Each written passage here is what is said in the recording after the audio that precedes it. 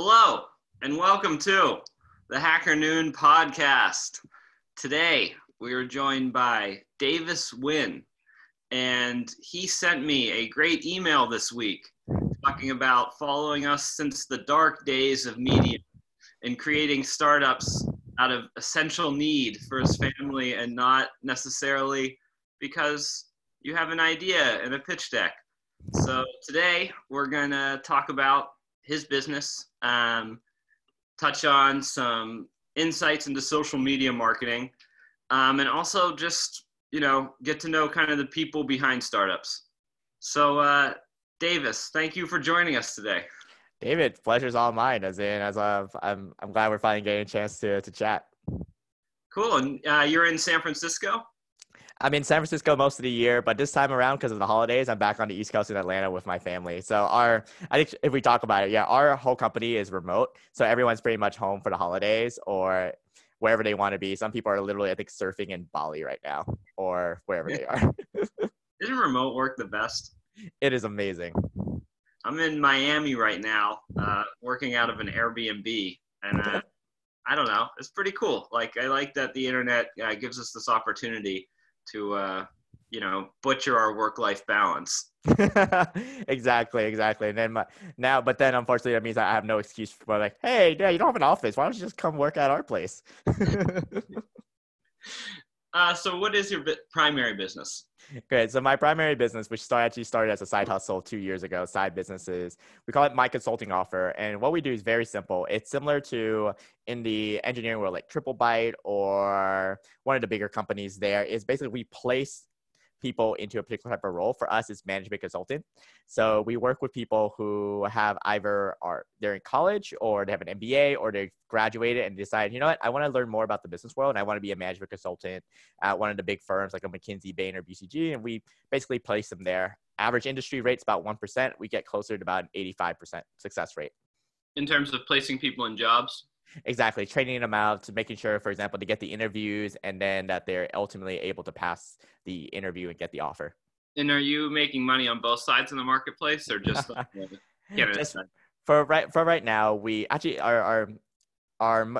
our income policy is actually pretty interesting, which is that right now we're not a headhunting firm because the companies that do work with the headhunting firms usually head out like the manager and so forth level, which we don't work with. We're more working with the people who are coming in at the entry level. But our pricing strategy is very similar to actually Lambda School, which I know was a great host, one of my favorite podcast episodes actually. The Lambda School guys. So we inspiration from them because funny enough, when they were in YC, the company I worked at before, we were about 2 batches away from YC. So then the Lambda guys came to me because of my public speaking background and asked for a pitch. But I loved their idea, which was that, all right, we'll take some to cover the bases for when you work with us, which is what we do. But the majority of it comes when you're actually successfully placed into the role. And then it comes from you versus comes from the employer, because then there's like a whole other legal thing that we have to deal with. I mean, aligning incentives is an art.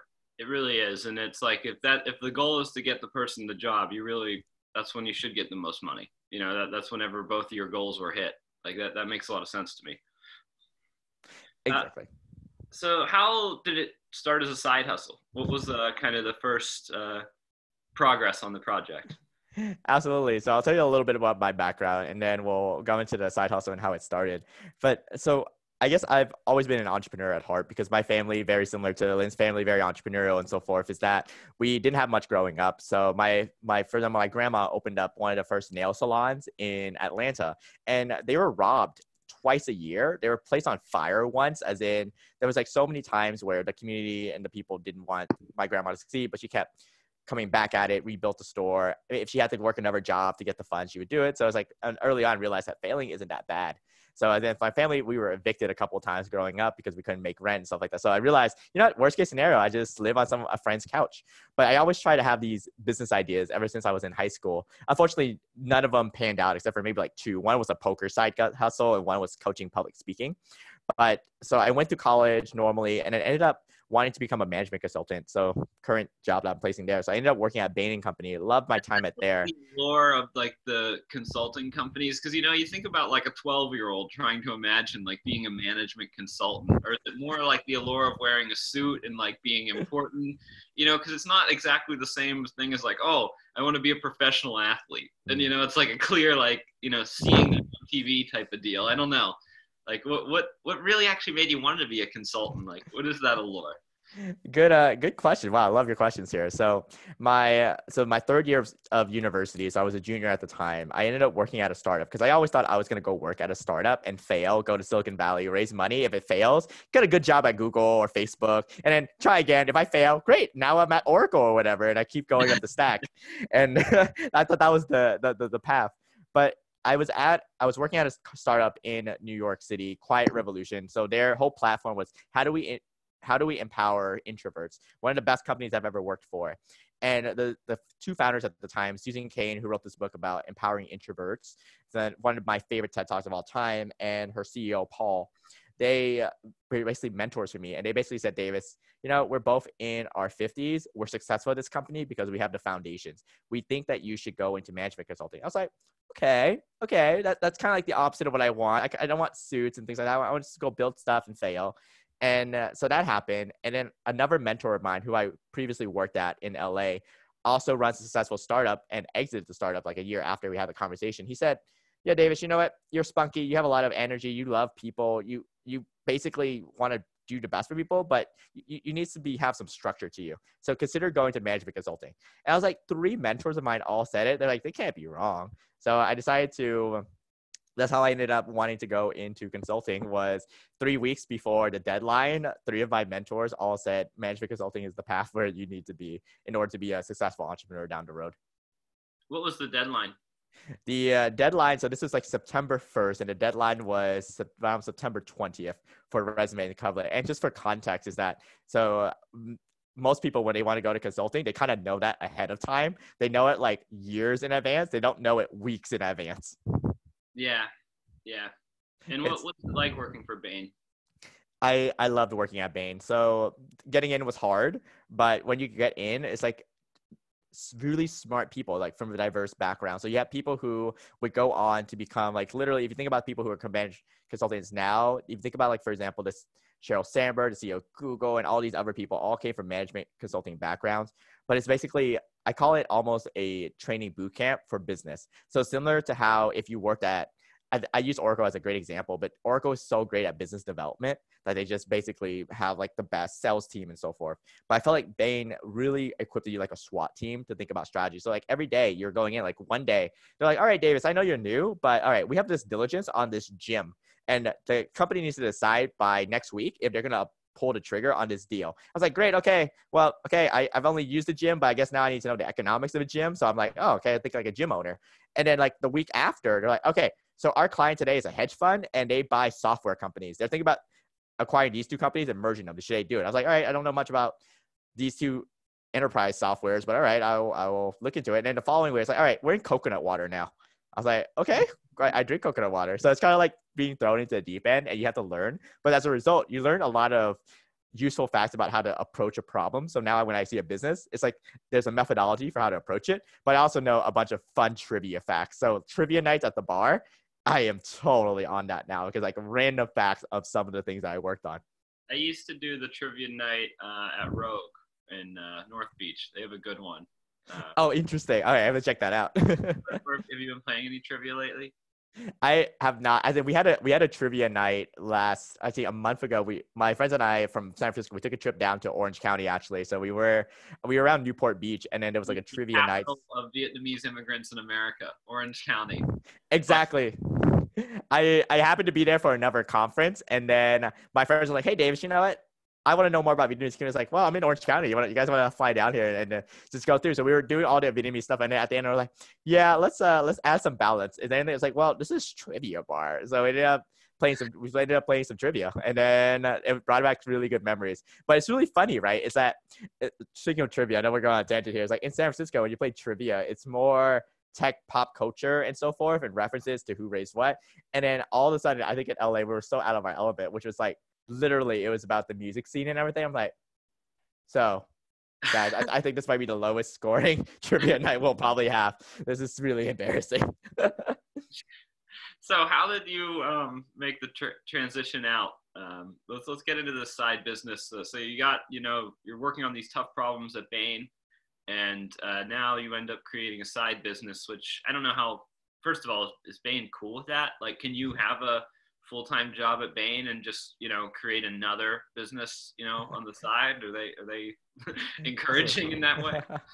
All right, so a couple of things, which is that my consulting offer doesn't come until I join a startup in a bit. But Right. at Bain, I did try to start a couple of side businesses. The most three of them failed, completely failed. As in, this was like non-venture back or anything. I was like trying to bootstrap it, and Bain was okay with it, and then with two things. One, it wasn't in direct conflict with the work that we were doing at Bain. And two, you do it at your own time, which is hard because at Bain, you're working like 60, 80-hour work weeks. So the few hours I did get on the weekends to work on it, I had to be very strategic about it, which in hindsight really helped me when I finally launched my consulting offer to take it to where it was in a short period of time. So we went like 0 to 6 figures within a year in profits, but that was being able to be squeezed so much by Bain that I was used to like having only, let's say, 10 hours of free time a week that I had to figure out how to use those purposely. And what was the coolest failed side business from the Bain time? The coolest failed side business. Oh, there were so many cool ones. I thought, okay, tell you what, just because I really love your story of how HackerNoon came out to be. It's kind of like throwing stuff at the wall and seeing what sticks. All right, so one of the things I thought was cool from a personal point of view so at some point when someone heard of one of my stories when I went backpacking, they invited me to come speak at their TEDx event. So I ended up speaking at TEDx. And then at the time I was part of Toastmasters. A bunch of the Toastmasters came up to me and just said, "Hey, Davis, I'd love to speak at TEDx." And I said, "Hey, if I created this, would you pay me for it?" And they're like, "Absolutely." Mess and learn back then. I was like, no. If they're going to pay you, they're going to pay you right then and there. Not going to pay you afterwards. So then I went on this elaborate 3 months where I'm interviewing and talking to people who organize TEDx events, putting my own experience. How do you get to speak on a TED stage and things like that? And I packaged it neatly on it. I even learned how to use an LMS, a learning management system, and everything else. Thought about getting a programmer an engineer to actually make one. I'm like, no. There's a bunch of good ones out there already. And then we ended up doing all of this, setting it up, sales page, setting up the funnel, setting up all the APIs, the Zapiers, everything. And then we opened cart, and none of the people who told me they would buy. So I just basically burnt like 3-4 months of my weekends trying to build this thing, and then no one buys. And I was like, "Hey guys, no interest." Like, "Yeah, Davis, I thought this would be much cheaper." I was like, "It's like $100." So speak on TEDx. And so that was like probably one of the more glorious failures, is that it's kind of like the opposite of the lean startup, which is like, hey, build it, they might come. And I'm like, no, build it, they will come. And so that was probably one of the biggest learnings was this is like the opposite. And if anyone who prescribes the lean startup, so that's sort of like, they're probably cringing right now. How hard did you try and sell it? I went to Toastmasters event. I gave speeches on the merits of speaking at TEDx. I tried to sell it to business owners. I like not like went out of my way, but I probably spent another month trying to sell it, and then had like no sale. And then the one sale who I thought was gonna go through, their card was declined. It turns out, oh, they just buy everything on their credit card. I'm like, great. And then I'm like, okay, so we'll mark this as a failed. Maybe I'll come back to it one day. But And do you believe in anything of like the first customer being lucky, and how the first customer, who it is, it'll dictate like the future of the business? I think so. As in, I think lucky in the sense of like two things, which that eventually I did have a couple of side businesses and that succeeded. The best one that came out of the Bain period that actually succeeded was a public speaking. So because I did Toastmasters, I did TEDx, I also competed in the World Championships. A lot of people in SF where I was living at the time. World Championships? What's that? What type of World Championships? World Championships of Public Speaking. It is like the Olympics of public speaking. Wow, I didn't know that was a thing. That's cool. You will find that there was like an Olympic version of most things that you've never heard of. And then my friends do it all the time. They're like, yeah, Davis, I am going to the Catan Olympics. I was like, there's a Catan? Wait, Catan is a competitive thing? I thought you just played it on a Saturday night with your friends there. And there's like so many different types. But yeah, World Public. Wait, I have a confession there. I've never won a game of Catan. I've played like 4 times, never won.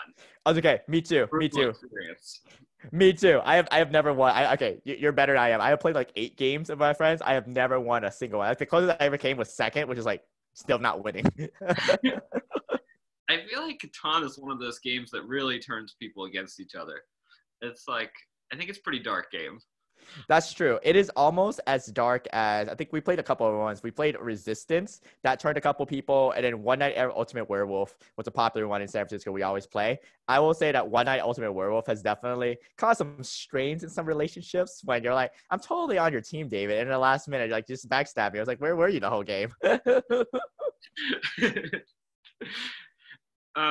Cool. And so let's get back on Yeah. focus. This is the Olympics of tech podcasting, the HackerNoon podcast. So eventually you did leave Bain full time and jump back into a startup. Could you tell us about that move? Yeah, absolutely. So when I was at Bain, I was thinking about, I always, like I mentioned, wanted to go into a startup. So I kept a list of all the companies that were going out. I would go to every meetup. I would go to hack days. I would go to like tech crunch events and things like that. And well, obviously YC is a huge one. So Y Combinator is huge and they have batches coming out. So I would look at all the companies that came out for demo day and so forth. And then I kept a list of all the companies. I knew for a reason I wanted to go into tech and in education in particular. So I kept a list of all the companies that came out. And just because my background was that I came before college, I came from my school district was called the worst school district in the US. So I didn't have much support goes. Like education really empowered me to be where I am today.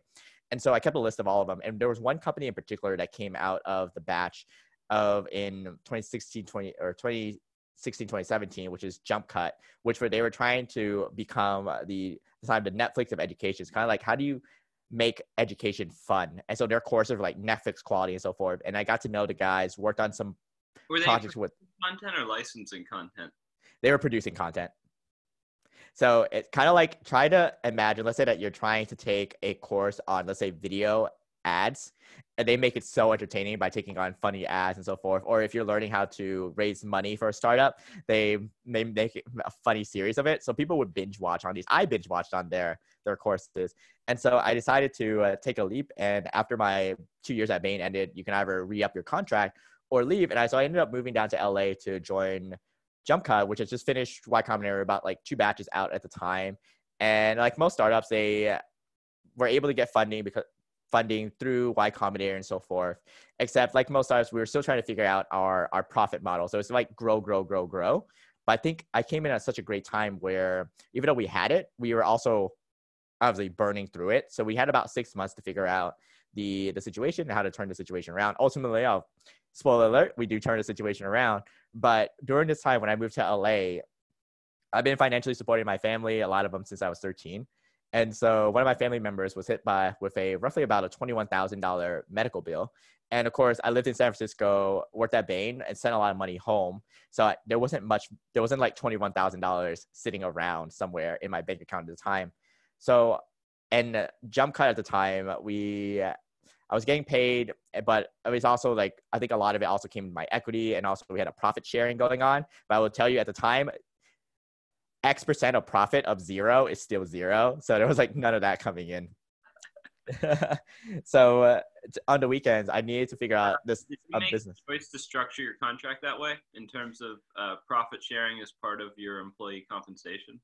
That was a brilliant move by the leadership team, and I totally bought into it. It's like, because my role was about strategy, product operations, and part of the social media digital marketing part, I think the incentives aligned so well. I think that's so important for them, is that it's like, I don't deserve to spend their money if I'm just willy-nilly spending it. So during that time, it's kind of like I was learning Facebook ads, learned YouTube ads, learned all these social media platforms. But it's kind of like I also had to be mindful of how I spent. So I couldn't just spend like a $20,000 test if I knew it was going to be a bad test. Because like, oh, some VC's paying for this in Silicon Valley. It was more of, crap, that's actually coming out of my profit share too. So I have to be mindful of that one. So, we were able to eventually learn it. So that's how it was structured. I think it worked out it doesn't work for every role. Like, for example, for our customer service teams, like bonuses make more sense. But for like someone who's strategically aligned to the front line of their making profits for the company, I think it made perfect sense. And did you have the experience with paid social media ads before this, or is it just something where you're like, hey, I can learn that? So I actually had none, except for being like a user of all the platforms. I never spent like a penny on any of the paid channels, and I learned all of it, like Google ads, YouTube ads, Facebook ads. And I found that there's 2 things. One is JumpCut has such a willingness to learn mindset, that they're like, it's similar to Facebook's model of move fast, break things, is you'll learn fast. And so I always loved the leadership team at Jump because they really encouraged me to learn and realize that the failure was like part of the team to take, and the successes we'll share as a team as well. And of course, Dave's like, hey, Davis, whatever you want to do. And like I said, I love spending my money. So before the medical bill came, I spent my money on just online courses. So I bought the best courses on YouTube ads, Facebook ads, Twitter ads, LinkedIn, whatever it was. I would just consume online courses. Again, this is why I worked at Jump because I love online courses. So I what people spend, I imagine, on alcohol and traveling at the time, I probably spent on online courses. So that's how I learned my trade, was just speaking to people, going to meetups, cold emailing people who were experts, who owned their Facebook agencies, and just picking their brain about what worked, what didn't work. And eventually we were able to scale it. On these platforms, which one was the most successful for Jump Cut? Good. So the answer to that one for Jump Cut particularly is also very seasonal. So remember that too. Like, for example, for Facebook ads, so you might see our Facebook ads is that we spend like 7 figures on Facebook ads every year. Obviously, we make a lot more out of it. But Facebook was very successful for us in terms of the media. And of course, but it really depends on the course. Like, for example, one of our courses was on how to use YouTube as a viable channel for income. So obviously YouTube worked really well for that one. So we basically did YouTube videos for the market there, and it worked really well. But certain times of the year, certain platforms didn't work. Like, for example, winter, when at the time you have like all these companies coming in trying to get people to buy their product, Black Friday, things like that, our costs to run Facebook ads went up. But YouTube for some reason didn't go up. So YouTube spiked. But in the new year, for some reason, all the big ad platforms moved over to YouTube, and then Facebook, they didn't really touch. So we ramped up to Facebook. So those worked out really well in terms of the big two that we had. Yeah, I saw the political candidates talking about that, because with the billionaires jumping in the race, the price of ads are going up for all of them. Exactly. That is exactly happening, especially for those who are in the voting age that they're targeting, which is like basically the people who would buy your product. What do you think the biggest mistakes people are making across Facebook ads and YouTube ads? Because, it still is one of the primary channels, especially for startups, to buy those early customers. But on my side of it, like, I'm building a site where we're trying to do no personalization of ads whatsoever. And it's just right now, if you want to advertise on HackerNoon, you have to buy the whole site. Right. You buy the top navigation, or you're paying as a brand to publish. So I don't really like that. I just don't like the personalization of ads at a lot of levels. It's a little creepy, in terms of where the internet is right now. And like, hey, because you're following me around the internet, you think you can sell me something, versus because I'm here on this spot of the internet reading this type of content, I can be sold something. But like, I imagine me saying that to someone that's trying to get someone to buy a YouTube course isn't great, So I guess long story short here, what do you feel any differently now that you're past that point of your career about how these personalized ads work? It is very creepy, right? As in, even before like the 2016, when I was like framing it, I was like, wow, during the campaign, I could see why there was like so much information. Like, just to give you an example is that, well, I guess I'll answer your question of mistakes, and I'll tell you some of the ramifications of it. Is that personalization is not going away, unfortunately, because it's getting more and more specific. It's kind of like people joke that you search for something and they're like, oh, wait, my phone overheard me because I get see an ad for it. But like, there's purposeful meaning of it. Like, for example, with Facebook ads, I think one of the mistakes that people make with ads in general, especially startups, is that they're just like trying to throw things at the wall, which when you have venture capital money makes sense. But at the same time, you really need to track your ROI. So like from day one at JumpCut, we always track, are we making a profit on this? It's not like, are we going to make a profit later? It's like, are we actually making a profit on the front end? Because you can't scale with that. It's like, you can't scale when you're losing money. So keeping tracking, you'd be amazed how many startups you just dig it deeper. Exactly. Like you'd be amazed how many startups that reach out to me and then they ask me to look at. I'm like, hey, what's your dashboard? What's your dashboard? I was like, oh, we don't have one. It's just literally Facebook ad manager. I was like, no, that's terrible. It's like there's so many stuff missing. It's kind of like you can't tell if people are clicking in, or is your sales page the one that's losing them? Like, what's going on? The subscribe button, like, what is it? Your sales team? Like, you need to know every part of the funnel, and that's where you can figure out where the leaks are and optimize for those. Like, the first mistake people make is that they don't track what they're doing. Second is they're looking for like a silver bullet. So for example, we tried ads on, for example, Twitter and on Google AdWords. They didn't work for JumpCut. at the time. So it's kind of like you have to be agnostic. So I almost think about where are your first customers bound to be. Like, for example, a good example, actually, this worked for my consulting offer when we first started, was that our first customers tended to be people who read stuff on Reddit. So where did I go? Obviously, I went to Reddit to run ads on it. And of course, other companies have since found success on Reddit. But it's kind of like the second mistake people make is that they think that Facebook or YouTube is like the catch-all, which a lot of people are on. But really, where are the segments? Like, for example, if I ran a company about how to get into crypto or how to get into tech, oh yeah, I would buy out every single inventory on HackerNoon at all, because it's like my literal demographic is right there. Why would I spend money on Facebook when I could just go to a HackerNoon? I can go to a TechCrunch. I can go to an indie hacker and all of those. As in, it's like, where is your audience sitting and how do you get your message there? I think that's, I guess, where the personalization comes in. And I'll tell you the creepy part, which is the third one, is the personalization, unfortunately, really helps. As in, for example, at one point, you might see more of these ads on YouTube nowadays and Facebook, but it's kind of like the CEO of Jump Cut. He's like such a brilliant leader, as in, it's like I would follow that guy too, wherever. It's like one of the things he's like, hey Davis, I have an idea. What if we just target Asians on YouTube and so forth, and then the ads to say, hi, I'm Asian, and then it's like, boom, they already caught for like 3 seconds, and then they want to listen to the message. So we did the same thing. It's like, and then so there's like an option, for example, on Facebook that says target all people who say they're engineers living in San Francisco, and so the ad could be like, hi, are you an engineer in San Francisco who's tired of your job? And then go on. So Facebook's getting harder and harder about this, where you can't target like that. But in the beginning, like 2 years ago, this was like totally possible. And of course, there's a story, I'll never forget this, where there was a guy who was trying to target different celebrities. And so he would play with all the filters until it just marked that one person and spend like $10. And then that person's ad just followed their phone and that celebrity. And I think he was featured on a bunch of news outlets for doing that. But it's like, that's the level of extensity you can target with that. But once you figure out the market and the platform, no matter if it's Twitter, if it's TikTok, if it's Instagram, Facebook, wherever it is, once you figure it out, the scaling part, as long as it's positive, that's the easy part. Yeah, and you say it's a little, the targeting's like, is it getting better or worse? It's kind of like a interesting spot, because you can't get to the individual, like that celebrity example. I think you can't do it now, but maybe you could. Maybe you just have to find someone, a little more creative. Yeah. Do you think these, like, now that you've spent all this money and you've learned more about how personalization works, do you spend less time on Facebook and do you post less time on Facebook because of like learning the other side of their marketplace and their business model? Absolutely. I spend less time.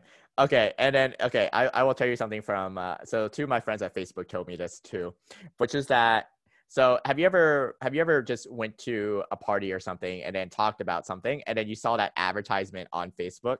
So apparently one of the things that they can do, the more you post on it, is that, so for example, my friend used an example. It's like, hey, Davis, you know why you were getting that ad for that brand of, what was it, chips or something? It was like, yeah, I've never heard that chip before I went to your party. It's like, yeah, I think then a friend at Facebook verified. It was like, basically, we took a picture of it, we tagged ourselves, or a friend tagged me, and then it's kind of like it's now part of the system, and then they kind of recognize, oh, this is that brand. Davis associated with the brand. Let's go put in some ads on that brand. And so it is. So I post less. Go darker in that scenario. I would say they knew your location, and then they overheard audio of one of the phones in the location mentioning the chip company. No one has verified that from Facebook for my friends group. Maybe, but no one's verified that one. But exactly, I spend a lot less time on social media now as a result of it. Is I decided to keep things on the private as much as I can, because it's like there's just so much that can be used in the future. And I'm just like, I have seen the darkest side of it too. And of course, there's even levels deeper who are, let's say, people I know who are working on the campaign trails for some of the social media, and it gets even like, there's even more radical things that you can do that you think, wow, how is that even legal? What's the most radical thing you heard?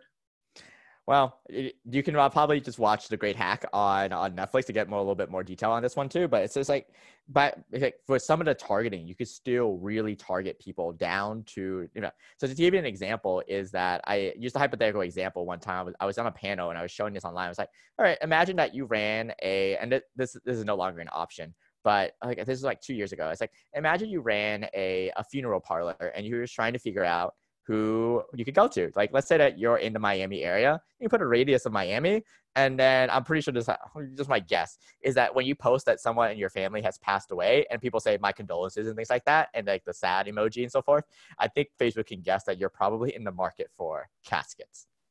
Mm-hmm. And so that's the level of depth. Imagine finding your casket based on a Facebook ad. There's like so many things that you can do with that. I think that one's a little harder to do nowadays because there's a lot more. But before, like, for example, one of the things you could do was you could basically get them information that they provide to Facebook, things that they liked. So for example, I think you needed like a sample size of 10, but what you could do is like create 9 fake profiles and then have, let's say I take your profile and then these 9 fake profiles, I know what the answers are, put them into the Facebook upload, and it would shoot out the aggregate of the 10, but I'm like making all these 9 profiles like 30 euros or something. So I kind of know what the difference is. They got rid of that. So I think Facebook's getting better with the security and stuff like that. So it's going to be harder. But based on the other platforms that I've seen since, they haven't been scrutinized as much. So there's like so much still leeway to be able to target from those other platforms. All right. So let's move forward a little bit here. You get this medical bill as you're, helping building JumpCut. And whenever you have like a family incident, it puts it frames what you're doing bigger than the business itself. So like, how did you react to this in terms of like managing emotions and then channeling yourself to say, hey, the best way to use my emotions is to make more money? And like, that's like it's a difficult thing to do because it's easy to let your emotions consume more energy and not make more money. Yeah, absolutely. So I'll tell you, it was a little hard at first. As in, if I told you, oh my gosh, I started my business the next day, I'd be like totally lying. It was more of I wanted to get under my table and just cry. And we're like, I can't do it. I don't have the savings, anything. I can't cut costs. I'm already cutting so many different types of costs at this point. So you hit it on the nail with that. It's like I use that energy to figure out how do I actually make it work? As in, how do I actually build? So like, there's basically 2 ways to make money, right? You can either cut costs or you just increase your income. And so I just decided, you know what? I have these weekends. Let's figure out what I can do while JumpCut is taking up. And I'm pretty positive JumpCut's going to take off, but it's still like 3-4 months away before we have everything to be in the positive. So what I decided to do was on the weekends, I tried to figure out what did I learn from all my past failures and actually make a business that 1, will succeed, and 2, pay the bill, but 3, provide actual sustainable value.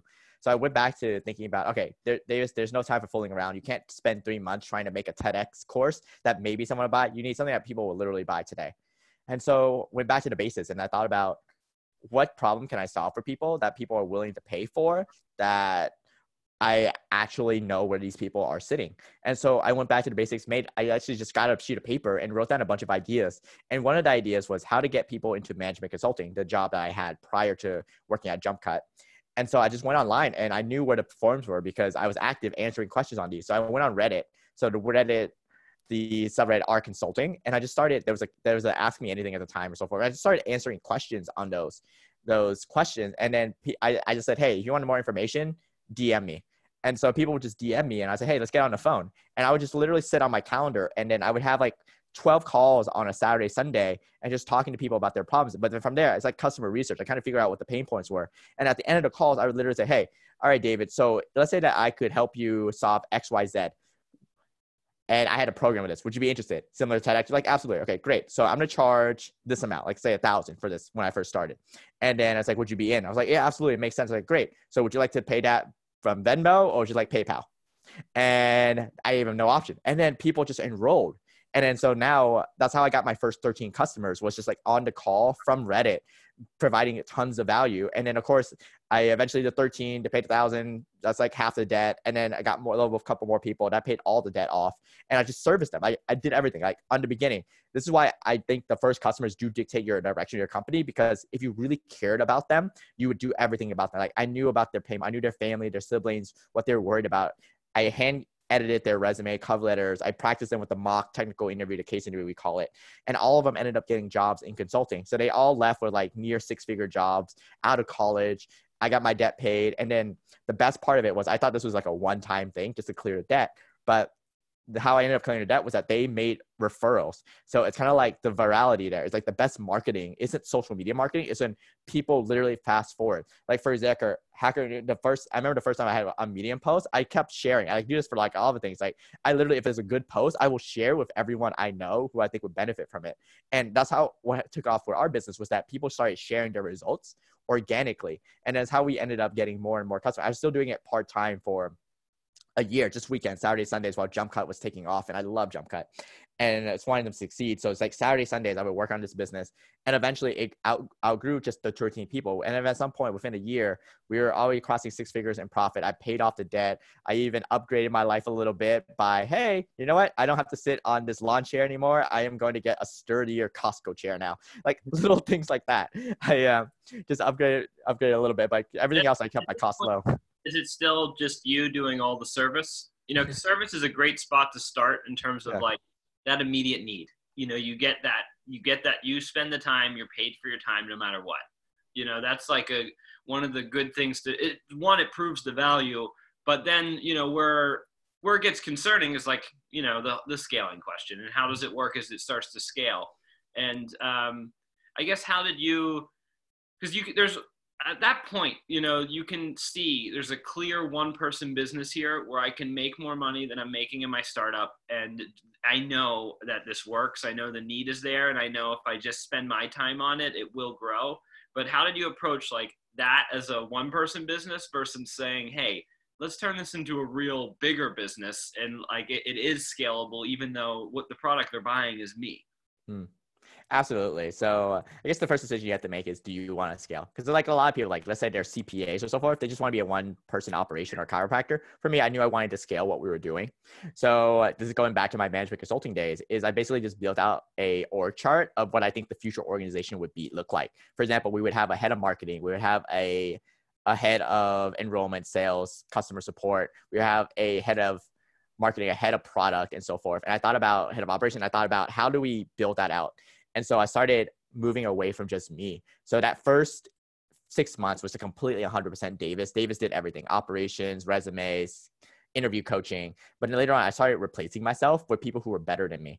So for example, the resume and cover letter, I found out there were people who loved doing this, who were former HR background, who was just met better than me. So I hired them as part-time contractors at the beginning. Some of them are like full-time now, but I started replacing myself. But as long as I replaced myself, I started building into infrastructure. So it's kind of like in the world, like you have tech debt. We had tech debt and operational debt. I wanted to keep those as low as possible. So I basically stopped our growth in the beginning just to make sure we had like manuals cut out, like the knowledge transfer and everything else was there. That we had like internal, we call it a second brain, but we had like an internal second brain where people could go through and figure out what the processes, how the code and everything worked. And then that's how we ended up scaling to the point where, and I can talk about the sequence if you guys are, if anyone's curious about the logic of it. Brain, is that a common term, or did you come up with it? So actually our operations manager came up with it. She's like, yeah, Dave, it's kind of like a second brain for us. I was like, all right, that's what we're calling it, second brain. So it's like, It's kind of like an operations manual for each of the parts and like knowledge, but we call it second brain. Cool. And hopefully at one point, the second brain is smarter than you. Is that like the end game? That's the end game, is that the second brain is smarter than me because it's like the brains of all of us, and I can step away from the business from the day-to-day. Like for now, for example, we have 2 years into the business where I'm full-time on it. We have full-time team members, still have contractors and so forth. But yeah, we have a live second brain, and every department, if you will, has a second brain that was started with Davis's brain that got replaced over time. I would tell every single head of my departments that if all the procedures and all the documents are the same a year from now as when I wrote them, there's something wrong here. So it's kind of like they need to run with the ball and so forth. And so nowadays we've pretty much systematized it to the point where the quality is still high. We're still getting high success rate, But at the same time, that's what I really care about is like, we need to have quality before we scale. And then the second thing is that does my team feel empowered to answer questions even when I'm not around? And so could you describe your day-to-day work life right now? Yeah, absolutely. So day-to-day work life is, do you want to do before and after or just like the right now? Right now. Right now is wake up, do my morning workout, usually listen to a podcast. HackerNoon is one of those. There's other ones as well that I rotate through. And then most of my morning is just meeting with my team. So it's kind of like leverage time. It's kind of like if I meet with them once a week, I'm hoping that it provides them with at least 30 to 40 hours of direction of what needs to get done. So I'll meet with my team and then meet with my team. And then the afternoon is pretty much, besides the emails that get escalated to me because second brain can't handle it, maybe an hour of my time is email. So literally my day is 6 a.m., 8 a.m. workout, and then 8 a.m. to 10 a.m. is just meeting with teams. Hi.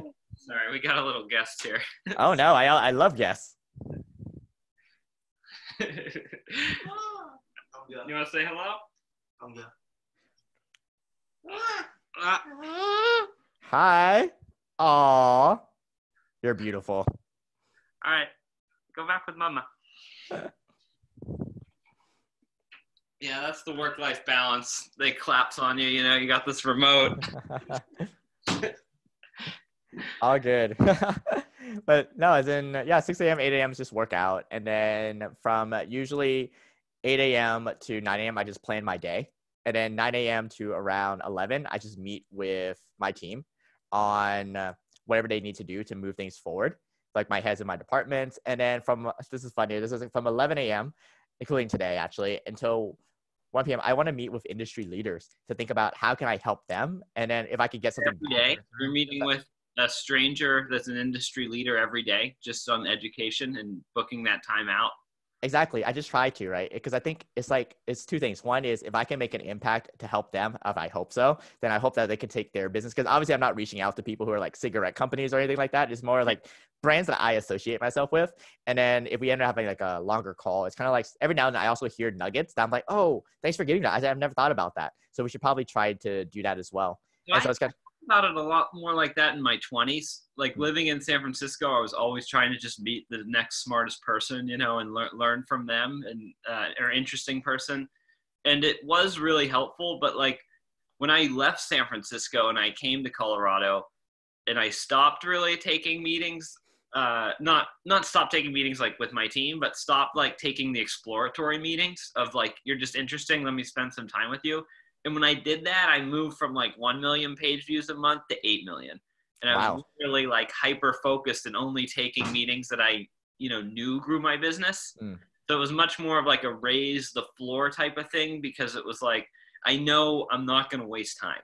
Like if I'm meeting with someone, I know exactly it'll move one of my core metrics no matter what, as opposed to just like improving my brain and meeting these like things that, you need to keep educating yourself. So like, but I don't think I could have done that if I didn't learn a bunch of stuff before. But there is definitely a trade-off of like, because meetings also drain you, like I try and not take more than 2 meetings a day. And like 2 meetings is kind of my cap, because once I take the 3rd meeting, I can't do the other 6 hours of work that I need to do to like, I just need to type, I like that's how I'm doing a lot more of my progress. That's kind of I don't know. Meetings take a lot of energy. It's definitely it's hard to. I don't know how some of these people go to an office and takes 8 meetings back to back in a row. Like that's like, it sounds so brutal. It's pretty brutal. See, but I think you're right. As in, it's like advice like that. I just literally took a notes of all that. Is that I think those are that type of advice that I love getting. Is that things that I don't think about. It's like, no, you're right. Yeah, maybe my exploratory meetings, the times I do it, should probably be like focused on hitting our key results or our objective versus just me exploring. But in this case, it was like I just wanted to get back to, and a lot of it's just more of. But no, those are like great advice. That's exactly why I have these calls. Is that people tell me things I hadn't considered before. Like for example, earlier this week, someone was telling me about. So we haven't really marketed on LinkedIn, but now I'm exploring LinkedIn as a viable channel. And basically he went through his whole sequence about how he and his team uses LinkedIn to leverage and find their customer base. And I'm like, oh, wow, I haven't thought about using LinkedIn that way. That's pretty brilliant. And then but yeah, basically I take my 2-3 meetings in the morning, and then the rest of the day is just going in and heads down, thinking through some of the ideas, keyboard down, planning out the next year or next month or next week, and heads down. But it wasn't always that way. Like I will tell anyone who's starting off a side hustle, in the beginning, I was taking 8 meetings. I literally take 12 meetings the first time the business came. And to be honest, I was like, those were draining, but it was like what needed to happen in the beginning to move us forward to where we are today. And in the beginning, the customer education is so important. Like I really like the approach that you took of like, hey, there's this group of people I can help. And there's a group of people that I can, if I talk to enough of them, I learn the type of help that they need and how that could be systemized. Like it's a very logical approach to starting a business. Because sometimes I look back at my business and I'm like, I am an idiot. I'm serving the contributing writer. I'm serving the reader. I'm serving the sponsor. I have to build for the editor. And at the end of the day, I'm serving 4 different types of users to build one business, which is like, geez, why can't I just sell some shoes to somebody? Like that's so much simpler. Like have one type of customer, one type of offering. And it's just like such a simpler business like that, you know, sometimes I look back and I'm like, I think my business is really cool, but like, why couldn't I have just picked a simpler one? You know, it's hard to serve a lot of people at once. It is, isn't it? It's like one of those things in the beginning, and you just have to. I think that's the hard part about it is I eventually, and I see this on the team with the distributed model you guys have as well, is eventually you empower people to be able to take on all of it so you can focus more. But like those early days when you're grinding it out were like necessary, but they were really hard. Like you mentioned like 2 to 3 meetings, like today I take 2 to 3 meetings a day, but like even 6 months ago, I was taking like 6 meetings a day, 6 to 8 meetings a day, because that's what we needed. I was interviewing people for roles. I was handling fires, escalation. Stripe was like, hey, your revenue went up unexpectedly this week. We just want to make sure that you're legitimate. So we're sending someone to talk to you and things like that. And it's just things like that. Stripe's like, are you a legitimate business? Like, yeah, legitimate. Like Stripe, I think just sent me an email asking me to fill things, but like PayPal, I have to get on so many calls with them, and it's like part of the fast growth business where like I think my account was frozen. So it's like meetings that you just have to take in order for the greater good. But now it's like in a better place where the greater good. It's like the operational things. Like I have to deal with like if my payments aren't processing or they're trying to stop my payments, like you have to stop everything and put out the fire. Putting out fires is really where it's like. Yeah, it forces meeting, it forces action. And it's like, whether your expertise is consulting or engineering, if you're going to grow, make a small business into a big business, you have to put out a lot of fires that you just don't anticipate. And you're working on things that are just like, they feel out of left field at the time, but you have to do them. And if you do them, it opens up to get back to your expertise and back to the strength of the business. Exactly. My joke when I was that I had this t-shirt design, never printed it, but CEO in the early days basically just means Chief Extinguisher Officer. Yeah, that's good. To me, it's like you're just putting out fires all day, and it's like, oh man, all I want to do is go back to helping my customers out, and yet I have all these other logistical things I need to be taken out, and then it's kind of like, oh great, boy, and no, exactly. Those were. Still happens today, but like rarer than it did before because we have the systems in place. But those were the times. So how do you look at the future of your business? How big can this become? And then I mean, I imagine the end game would be someone like Bain coming back and saying, "Hey, we should have done this from the beginning. Can we buy you?" Like, isn't that like one of the? Not that you want to sell your business, but I imagine these big consulting companies, like, they should look in the mirror and say, like, how do I get better talent? And, people like you are going to come up.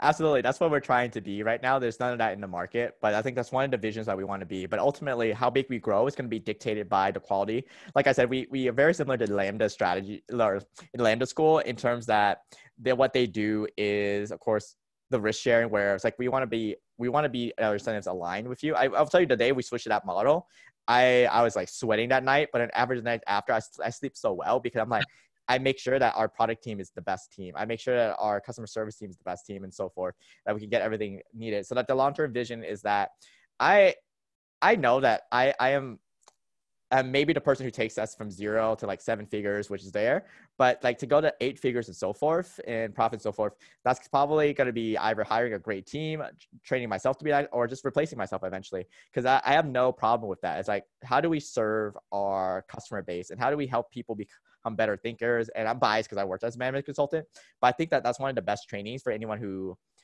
wants to go down that route and they don't want to start a business. They're not like a side hustler or anything like that. And I want to make sure to continue that. But yeah, the long term is that maybe I always joke there's going to be one way is that Bain is either going to say, oh, this is great. Let's hire you, buy you out or whatever. The other one's like, Davis, screw you for trying to game our system of how to fit people in our company. We have to completely just change how we do interviews completely just to screw you over. That's like the other extreme that could happen. Yeah. Yeah. I mean, yeah. Because it is, how much of the business is optimizing for the interview versus like improving the talent or the skill level? So our philosophy is actually to improve the skill level. And if you can improve the skill level, you can improve the interview rate. So I guess in that regard, we're trying to train people to think like consultants. So like one of my favorite, so when people go through the program at the end of it, they leave review, but a lot of people also leave video testimonials for us. And not everyone who leaves a video testimonial actually got an offer. And sometimes they just said, you know what, I'm so grateful for the program. I didn't get an offer, but I sharpened my thinking so much that my next role as so-and-so at the company they ultimately got an offer at, they're like, this was so worth it. And that's what I want to think about is that we're not trying to cram you to the test, but we're trying to think about how do we raise your talent? How do we raise your business acumen? And how do we make you just an overall better structured thinker? And I think that is the best approach versus the others in the market, which is like, all right, let's just cram for this one interview. And do you miss the consulting work itself? You know, because you're spending all this time building people up how to think and getting their own consulting work. Do you miss like the random coconut water problem or the software acquisition problem, you know? And are you like feeding that at all and taking any side consulting to just like, you know, just like a nurse? Like if you're a nurse and you're teaching, you know, you go to ER twice a month. And you continue to be in the ER, and doctors and nurses, and even if they're teaching, they know they have to come back and, you know, keep those skills sharp. Yeah. So for the first 2 years that my consulting offer existed, I didn't take it because I just didn't have the bandwidth to it. But now it's like on low season, and I don't think it's a longer term engagement. It's more of, hey, a friend startup, hey Davis, can we just pay you a nominal amount to just go in and look at a lot of it goes towards, I found it has been consulting on 3 different fields. One is their social media ad spend, just to figure out, are they optimizing, building the dashboards, things like that. Second is building out their customer service team. And 3 is like operationalizing their business. So every now and then it's like more of a friend basis versus me seeking out. It's like a friend is like, hey Davis, okay, so we just raised this amount of money, but let's be honest, I feel like I'm running around. I have no clue what's going on. Can you just go in and tell me what my org chart should be like and what I do with this newly raised money? I was like, good thing you did not tell your VCs that much, but yes, I will go in and spend a day with you to figure out. But I do that more rarely, and it's like more like 1 or 2 a quarter. And it's more like just a couple calls versus going deep in for an engagement. But do I miss it? Yes, but the good thing is that I get it every day when we do it, because even though it's training out my team, it's like a different problem. Like for example, my head of product who's coming in, how do we onboard him and how do I set him for success? And for, let's say, our future marketing team and our partnership team, what's the structure that we need to do and who do we need to bring on board in order to build out school partnerships with like the Harvards, the Yales, and maintain those relationships? So I feel like I'm still doing that just within the same business with different parts, but every now and then a friend will come through with a very interesting business idea and I'm like, oh, I can get into that and help you out. I think it's smart. And I think, I mean, in terms of keeping your skills sharp, but then also like, I mean, I have a contractor on my team who's a founder and running his own business, and it's like, it's cool. You know, it's a nice balance of like, how does each party get, you know, good value for their time? You know, I think as the whole economy is being more split into gigs, I think it's not the end of the world for like, you know, high-powered people to take on a part-time project. Like, I think it's a smart thing, and I'm excited about a world away from salary. Like, I think salary is extremely dangerous. It's like becoming addicted and content. And like, that's what you live, you know, and when it's your own business owner, it's not salary. You know, you do the core of your compensation, hopefully, if the thing grows, is your equity. And that's the core value that you've created. But it still is like, I think diverse interests, it's the balance between like just going out and taking what interests you versus focusing on your own business and then finding that satisfaction. It's a really tough line to walk.